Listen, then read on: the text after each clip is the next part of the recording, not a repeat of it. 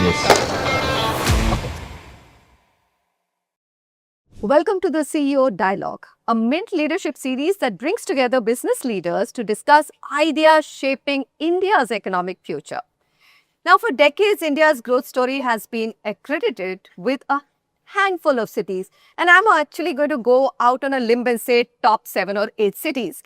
But today, global businesses are rethinking supply chains. They're also embracing AI and expanding their global capability centers, also known as GCCs. And remember that word because it's going to get repeated in this conversation. Companies are no longer evaluating markets alone. They're actually evaluating cities as a whole. And what do they want to do? They want to spot the winners where their business is likely to thrive the most. So, what makes a city an attractive destination for global businesses? Today, we are in Chennai at One Radial by Mindspace REIT, one of India's fastest evolving business destinations, to explore these questions. And we are doing this through the lens of just answering one question. What are the future business destinations of India? So this is a very interesting conversation and you need to be curious. Joining me are two leaders who bring complementary perspectives to this discussion. Ramesh Nair, MD and CEO of Mindspace REIT, whose work spans the development of world-class business ecosystems across India. And we are sitting in one of these, which is absolutely stunning.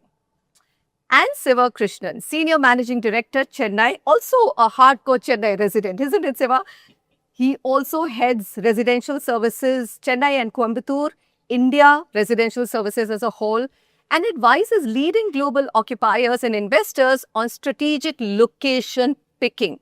So yes, he's got an important say as well. Welcome, Ramesh. Welcome, Siva. Thank you for making the time. And of course, the walkthrough was the most interesting. I must say, every time I come and see a grade A office of this quality, which is also, I believe, 000, I'm absolutely gobsmacked in terms of when we want to build quality, we can build quality. So, Ramesh, let me come to you with the first question.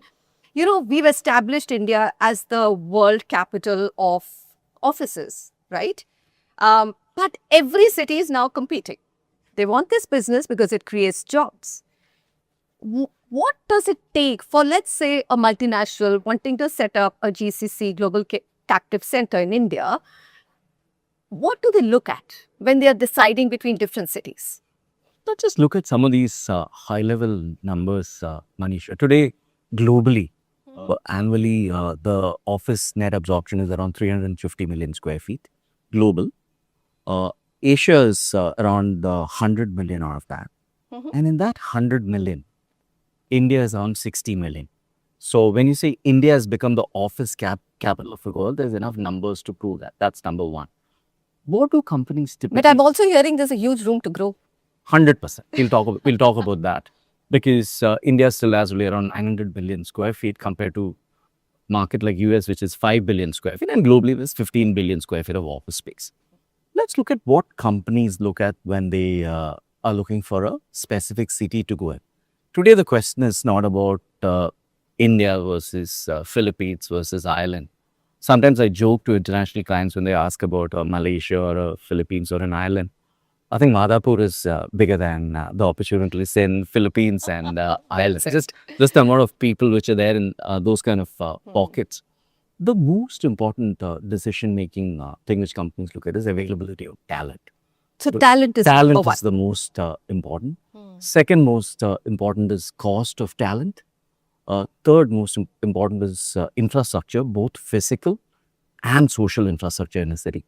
And the next is real estate availability and real estate costs. My God, I would think real estate availability would be the first one, but it's actually... In no particular order except talent, which is availability of talent becomes number one. Previously, it was, I can go to any city in India, the top 6 cities. Because 20 years back, companies were just doing simple back office kind of routine jobs. But today, when companies are setting up these huge innovation centers, and some of these centers are 2,000, 5,000, 8,000 people, the city decision becomes very important. Very important. And that's where the top 4 cities for GCCs, which is Bangalore, Chennai, Hyderabad, and Pune, compete for these kind of companies. Very interesting. Would you agree with that? I mean, Shiva, when you talk about talent, then talent will get retained by other things, which is your social infrastructure, which is your physical infrastructure. How quickly can I reach my office space? Do my children have good schools to go to? Are there good hospitals where my parents can be, right? Do GCCs actually look at these things? I mean, or they say, all right, I want to attract the best talent. So therefore, with that, all of these things are also available or not available? So absolutely, Manisha. If you look at it a few years back, the GCCs or anybody was looking at a cost arbitrage. Now, no longer a cost decision making for a city is concerned. As Ramesh rightly said, talent is an important aspect while choosing a city. Also, the infra, both social as well as the digital infra. But I also suggest that from a holistic perspective, a GCC or any firm looking at any country, they used to look at the investment climate of the country initially. Now it's moved from country to the cities. The local talent availability is extremely important.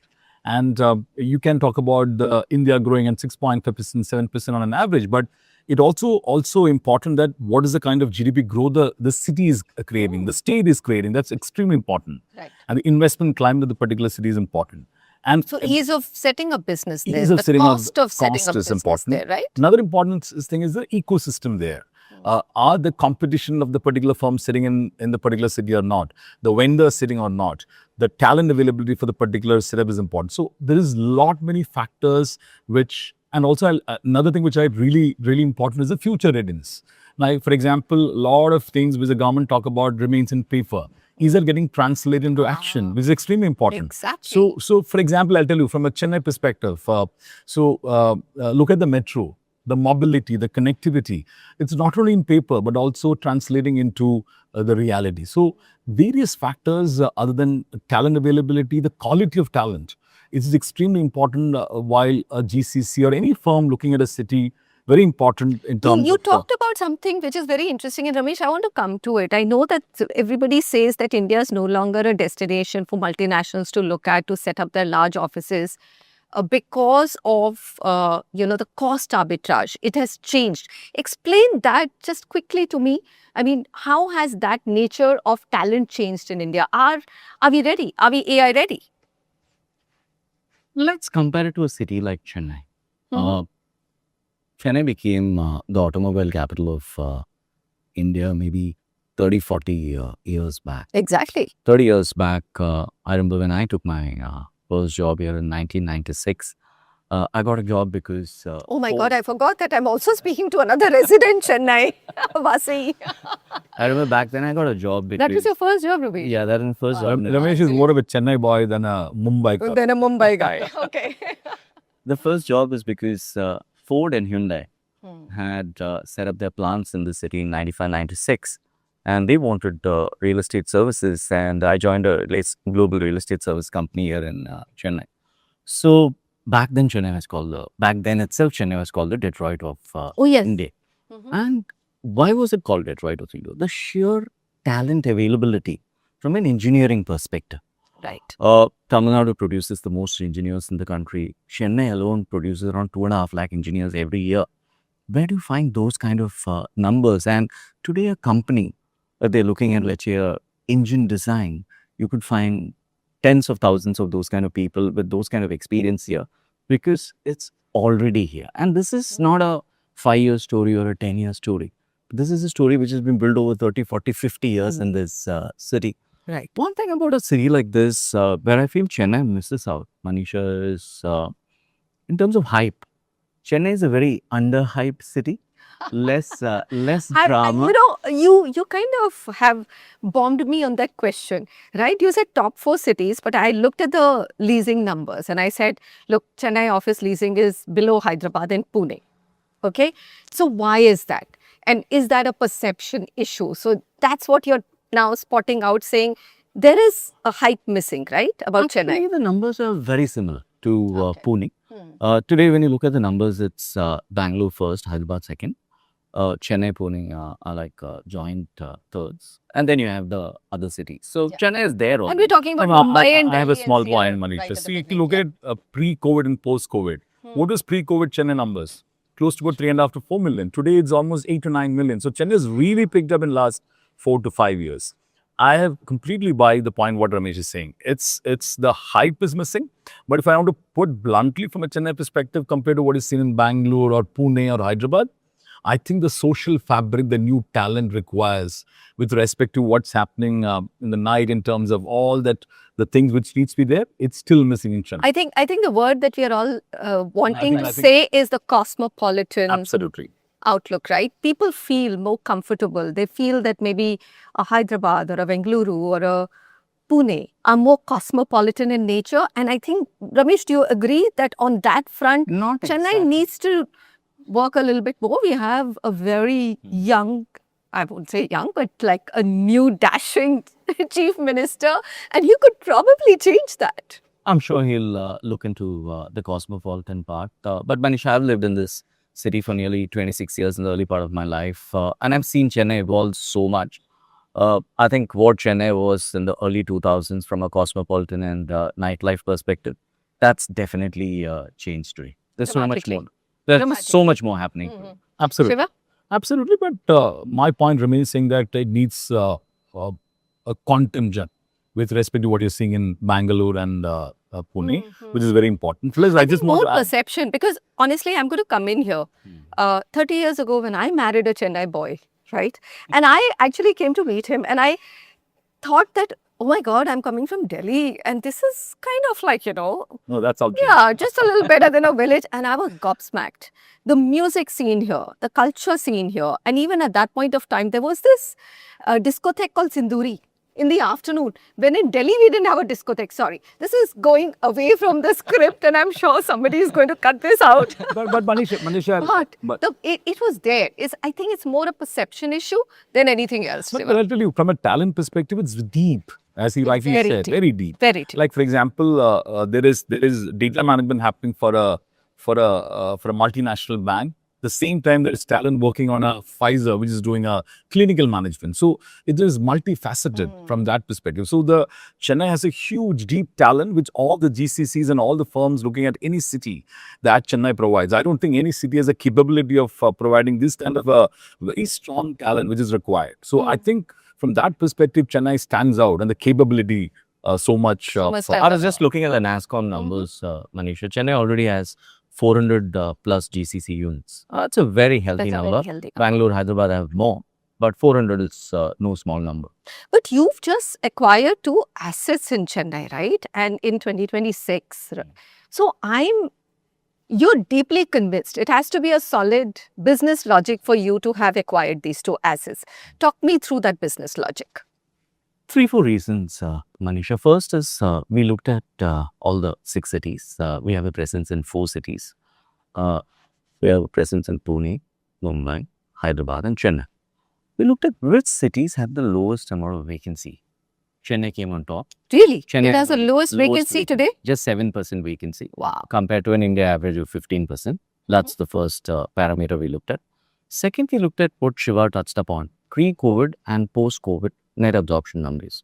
Chennai used to be a 3-4 million square feet market, and today it's become a 6 to 7 million square feet market post-COVID. So that is another thing we looked at. The third reason, we also looked at the next 2 years, which market has the least amount of institutional supply coming for 2 years. Because we were picking up nearly ready assets or ready assets like this. So we had to look at what would be the competing supply for the next 2 years. Again, Chennai stood out because the city is done well. A lot of vacant spaces have been absorbed in the last 2 years. That was number 3. And fourth, we looked at which is the fastest emerging corridors in the country. And this road, PTR, was amongst the top 4-5 emerging corridors in the country. And I'm piqued by that because, when I look at data, all office leasing data from JLL, my perception has always been, till I kind of drove through this last night and then in the morning, my perception was always that it's OMR, which is literally the king of commercial and office real estate. I'm quite surprised to see this area. How fast is it growing? I mean, So this is, let's look at the locational benefits of something like this.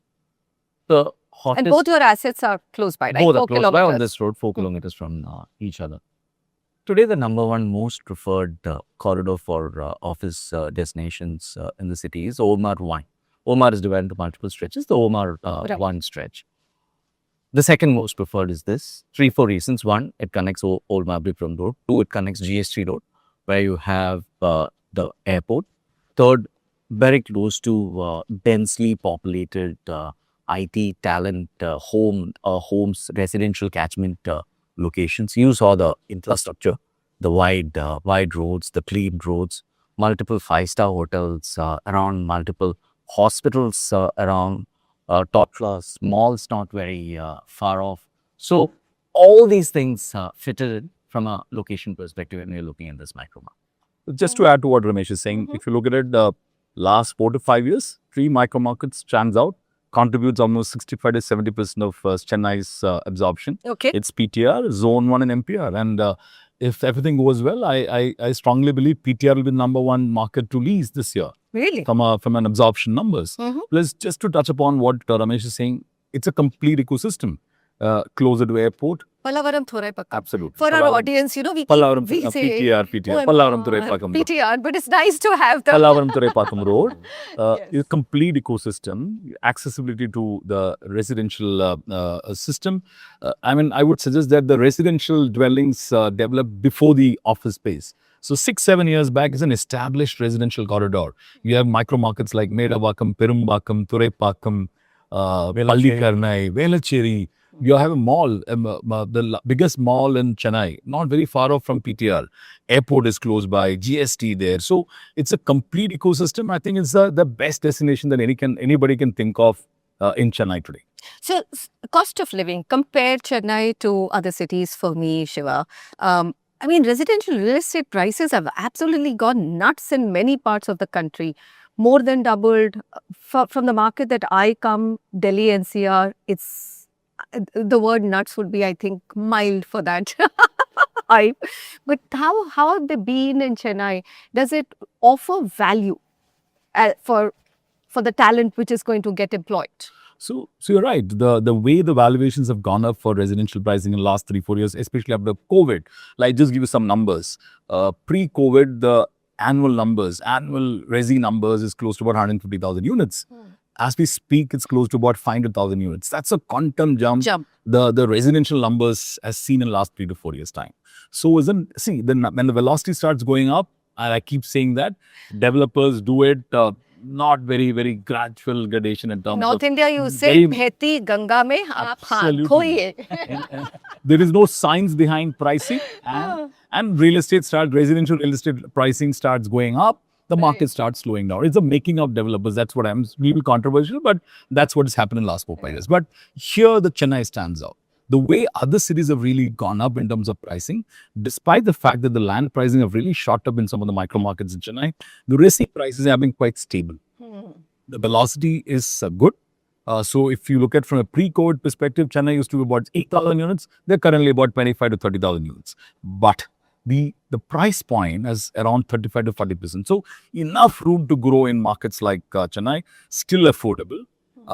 I strongly believe huge journey for Chennai, at least for the next 3, 4 years in terms of price appreciation. Great place for both investors and investors to look at Chennai as a destination. You know, after the show, I'm going to ask you for some investment options because I'm Absolutely. not getting them in any other More part than of the happy, country. more than happy. Let's segue back to, you know, from residential to office market and actually making Chennai compelling as an entire business ecosystem, Ramesh. You touched upon it being the Detroit of India, right? But now it's IT, ITES, AI, engineering talent of a very different nature. Take me through your understanding of what makes this city a complete business ecosystem. Manisha, 3, 4 things. First is the physical infrastructure. Because Chennai has grown slow and steady, the efforts on putting up new infrastructure has been quite easy for the city. Multiple governments have done a very good job of creating infrastructure. Today, metro is operational across the city. Just to add, Ramesh, from a mobility connectivity perspective, Chennai stands out. So, The first, the physical. Chennai always had good roads, good flyovers, good rail network. Now the metro coming in. Then comes the digital infra. Manisha, today Chennai is the second most sought after data center market Yes. outside of Navi Mumbai. And what's the reason for that? Chennai has 6 undersea cables landing in the city because of the coastline. What an interesting point. Yeah, and which makes sure the digital connectivity across the city, within the city. And today, where speed of internet Requirement. matters Oh my so much. God. They are. So Chennai scores again. Third is in terms of green power.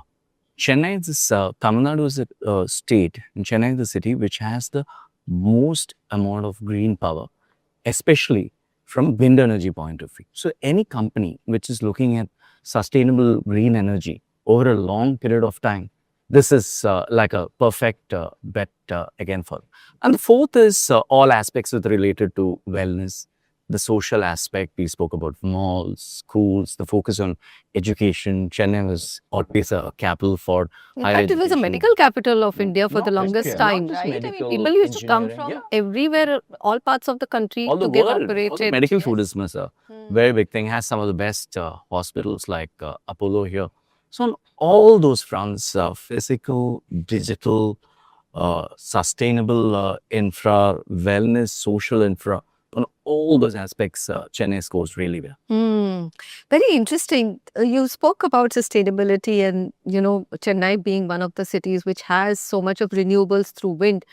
Are these two buildings also on renewables? Super. This is probably the highest rated sustainable building in the country today. As Mindspace REIT, we focus a lot on ESG. What is highest rated? Platinum hai.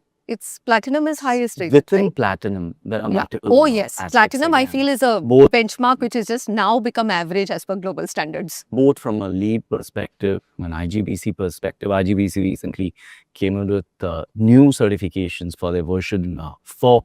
So let's just look at some of the ESG components we look at and where assets like this kind of perfectly fit in. Today, we've been ranked amongst DJSI in the Dow Jones Sustainability Index in the top 5% in the world in terms of sustainability measures. We've been ranked by GRESP again, the top GRESP. 5%. We've been again ranked by multiple agencies. So this is not just your global portfolio, it's This your is India portfolio India also portfolio. So included. today, Ramesh. 99.99% of our portfolio is certified either gold or platinum, with 91% of it being platinum. So we started this journey long back. Does it matter to GCCs now, multinational companies? I believe in their RFPs now. I mean, sustainability boxes are literally 2 or 3 pages. Shiva, would you agree with that? Absolutely, very important. Anybody looking into any building today. So, see, I'm saying after COVID, one more point that I want to add to Ramesh is that along with the buildings, cities are also extremely important for the talent to look at it. Yes. So you spoke about a conservative nature of inherent nature of Chennai. I suggest that's a positivity for Chennai.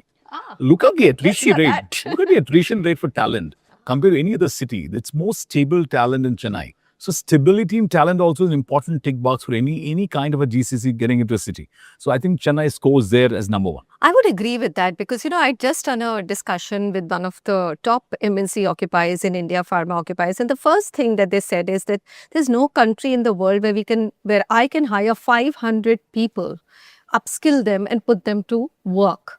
English speaking, technically qualified people. And then, but he used the word upskill. Now, all of them do need to upskill our engineers. So talent retention becomes extremely critical, right? I never thought about that Chennai has the highest All along, retention. Manisha, all along, you ask any company which has multiple centers in India, attrition rates are the lowest in Chennai. Also got to do with being a little conservative as a society, where people don't jump jobs for a little extra money. And that's the reason why you look at the big Indian IT majors. The first big city after Bangalore, they came in and grew. TCS, Cognizant, HCL, Wipro, Accenture, all these guys first came in. The largest or the second largest is in Chennai. Yeah. So that speaks volumes about We're Chennai. talking not just 200, 500, we're talking of tens of thousands of people. Like TCS may have about 70, 80,000 people in the city. So All right, but we always want better cities, right? We always want better infrastructure. We want more walkability. We want more sustainable quality of living. What are some of the key infrastructure projects which you are betting on for, let's say, in the next 3 to 5 years coming through for Chennai to make the leap to, let's say, a number three? Not, not literally competing shoulder to shoulder with Pune and Hyderabad. Let's try and place it right after Mumbai and Delhi NCR. So, I mean, so Chennai, I don't think Chennai is anywhere in contention in terms of beating a Bangalore or a Hyderabad for the moment. Yeah. But I think from a hub and spoke model, any GCC set up an office in Bangalore definitely will look at Chennai as a next destination. Over Hyderabad and over Pune? I'll tell you why. Look at from a policy perspective. Governments have changed in Chennai, in Tamil Nadu, but the policies have been consistent. The continuity of Continuity policy. of policy is extremely important, and the whole state machinery has been quite aggressive. Look what they're trying to do now. They're trying to set up the greenfield automotive hub which is seen in Chennai. They're trying to move to the other parts of the Tamil Nadu. So the kind of policy decisions the government takes is extraordinary. So I think that is the key. Plus all the infrastructure which they're trying to do within the city also makes a lot of difference from the approach from a government perspective. I think as the talent look at a building I think the remote work has really pushed both the governments as well as the developers to look at differently. You want to give me some breaking news on some of the new companies that are likely to look at Chennai or are already considering Chennai, Ramesh? One is a lot of demand from global BFSI firms. New ones or the ones present who are expanding? Both. People who are already in Bangalore or Hyderabad and also somebody looking to come up new. Both sets we have seen. Second is a lot of global engineering companies. Really? Yeah, who want to have basically for the engineering talent what Chennai has to offer. And third is consulting and Big Four. A lot of them looking again seriously at Interesting. So I've learned as much as I wanted to. It's been a masterclass in Chennai as a business destination, but I'm still going to pin you down on a rapid fire because I need some masala for my Instagram. So this is a rapid fire, which means 1 or 2 or maximum 3 words to my questions. Ramesh, Chennai in 1 word. talent hub. Reliable. Reliable. Talent hub, reliable. Wow. Together they come across as literally a tagline. The biggest advantage Chennai has over other business destinations. Let me start with you. Deep talent. Lowest attrition. Lowest attrition. One trend that will define the next decade of GCCs coming to India. Infrastructure challenges. Transformative. Transform. Okay. One quality Gen Z expects from employers that previous generation didn't, Ramesh. Being happy and productive at work. Flexible. Flexibility. Flexibility. Office of the future in 3 words. I'm asking the man who's managing and developing offices. This one should be interesting. Experience driven. Collaborative. Digital driven. Digitally driven. I would say 1 word. Magnet for work. Magnet for work. Hey, that's a nice one too. I like that. One piece of advice for a global CEO evaluating Chennai today. Don't go with the hype. Don't go with the hype. Okay. I would say visit Chennai before you take a decision. Ah, nice one. What's one business prediction you're willing to make for Chennai, considering now you've invested so much in it? Ramesh? I think it's very soon going to be one of India's biggest IT destinations. All right. I agree with Ramesh. Okay. Completely in agreement that it is going to be one of the biggest. So I'm hoping that at least shoulder to Bengaluru. AI will shrink or expand India's office market. Yeah, will increase demand for office space. Wow. New opportunities. Different opportunities? Yeah. Okay. AI will transform workplaces themselves. How? Productivity gains. Shiva? I would again use transformative. They'll transform the way things are being done today. Interesting. Okay, now we are going to come back to our theme. Future belongs to cities that complete the sentence for me. Again, repeating, the future belongs to cities that plan for the next 10 years in terms of infrastructure. I would say connected, collaborative, and transformative. Wow. All right, this was such an interesting, informative interview, and especially for a city which is not so hyped up but has so much going for it. And overall, India's office market ecosystem, I like the confidence that AI is not going to shrink the demand, it's actually going to expand the demand for office spaces. And I hope it unfolds as we are hoping for. Thank you, Shiva. Thank you. And thanks, Thanks, Ramesh. Manisha. And well, today's discussion reminds us that future of business is no longer shaped by just companies. Increasingly, it is getting shaped by cities these businesses choose to invest in, and also the ecosystem the city offers and the communities that get created, including the residential and social infrastructure. Thanks so much for joining me. This has been such an interesting conversation. And of course, I hope you all enjoyed it too. Till I see you next time.